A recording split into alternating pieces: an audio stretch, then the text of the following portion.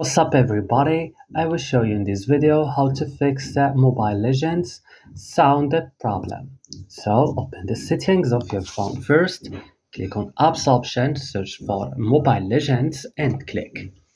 As you can see, you will find this list, scroll it little down, click storage and click clear cache.